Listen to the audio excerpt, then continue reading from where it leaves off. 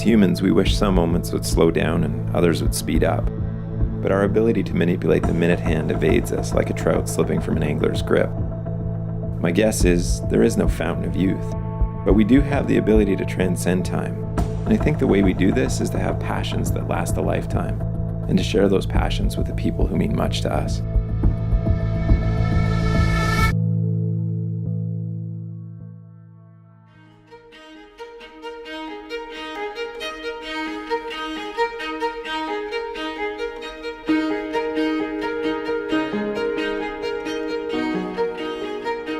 When we got down to the stream, it was, it's one of those times where when you see it, you just kind of light up. Like you kind of go, yeah, this is going to be good regardless of what happens today. Well, we got here after a long drive this morning, and there were still low clouds over the mountains. We couldn't even see the mountains, and we walked down to the river and had a look, and it was clear, which was great.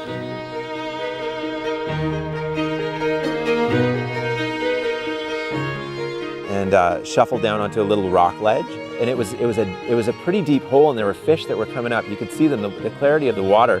The fish were coming right up off the bottom. They were feeding. I think they were feeding on pale morning duns.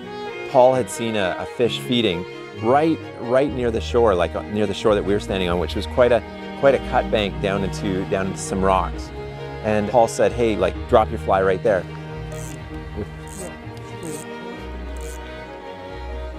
We actually got one of the cameramen to drop a camera into the hole, and I dropped the fly right onto the spot where the fish was rising, and sure enough, that fish came up.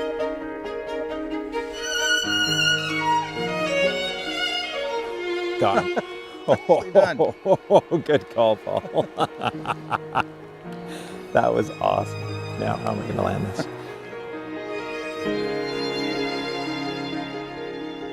And Derek caught a couple by sort of sneaking out through the trees and reaching out with his rod and dapping the dry fly right in front of the fish, which is a pretty neat way to catch these guys. I got in, crossed the river and went kind of across and downstream from them and put the little parachute Adams over these fish, and they were pretty cooperative too. And that was probably my favorite part of the day. There's nothing I like better than casting dry flies to rising fish, and I got to do that with 3 or 4 fish in that one run.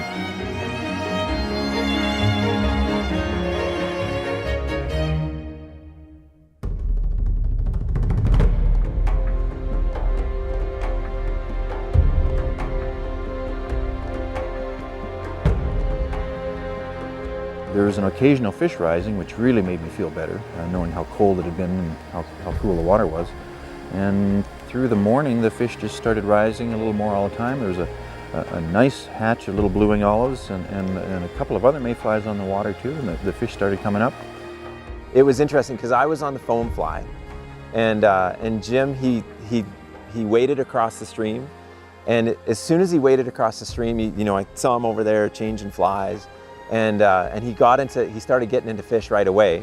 Derek, I think, tried those dumb foam flies that, are a fish as smart as a trout shouldn't be caught on a fly as dumb as that, and they didn't work. So that wasn't a great start to my foam fly fishing, but then I went to smaller naturals as Jim proceeded to catch fish after fish after fish after fish.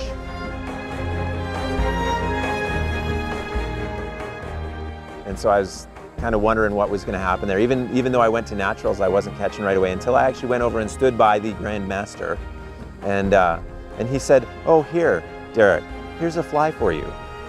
And we tried a couple of flies, but we switched to a little parachute Adams about size 16, which was a reasonable imitation of the little blue-wing olive, and a lot of those fish ate it. And so I humbled myself, I put the fly on, and then I started catching fish. So what'd you catch him on? I caught him on a size 16 Adams. It just came to my mind, Yeah. Good idea, that fly.